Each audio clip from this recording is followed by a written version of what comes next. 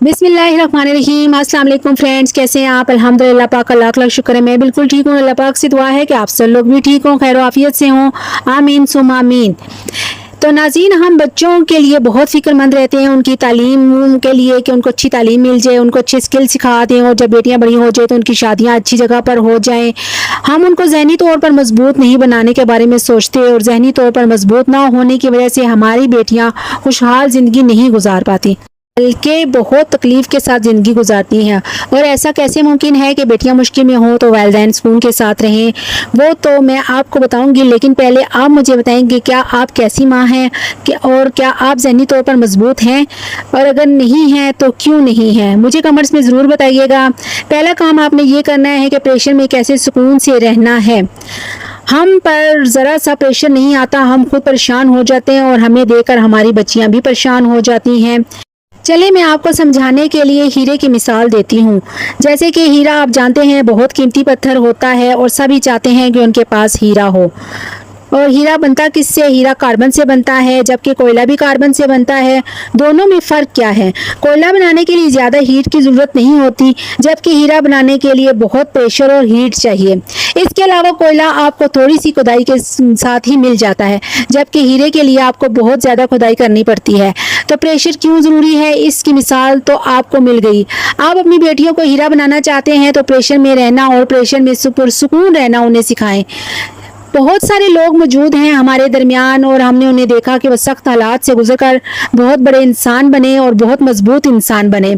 सख्त हालात इंसान को मजबूत बना देते हैं। मेरा दूसरा पॉइंट ये है कि तब्दीली को खुशी खुशी गले लगाना।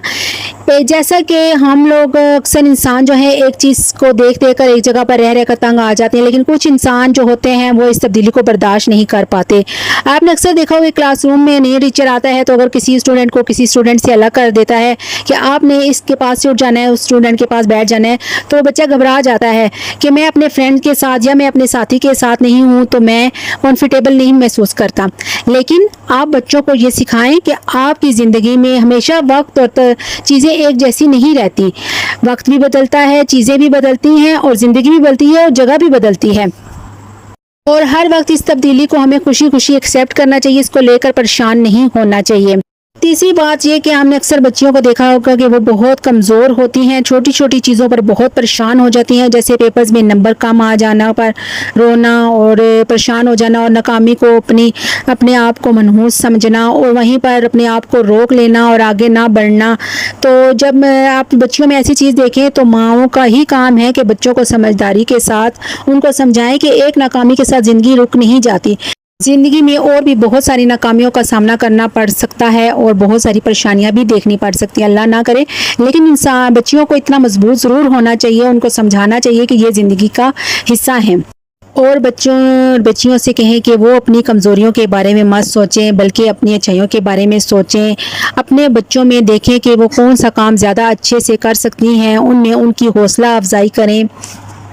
मैंने अक्सर बच्चियों को देखा है कि वो ये कंप्लेन कर रही होती हैं कि शोहर ने गलती की और मुझसे माफ़ी नहीं मांगी, ससुरालियों ने ये बात की तो लेकिन फिर उन्होंने एक्सेप्ट नहीं किया और मुझसे माफ़ी नहीं मांगी, या फिर तो लेकिन ये मैं आपको बात बता दूं कि शोहर जो हैं वो गलती करते हैं लेकिन वो कभी माफ़ी नहीं मांगते।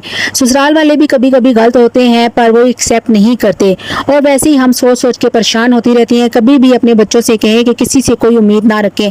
आप सामने वाला आपसे माफ़ी मांगे ना मांगे, अगर आपसे कोई गलती हो जाए तो आप माफ़ी मांग लें और आगे बढ़ने की कोशिश करें। और कोई भी रिश्ता हो उससे ज़्यादा तवक्कुआत मत रखें।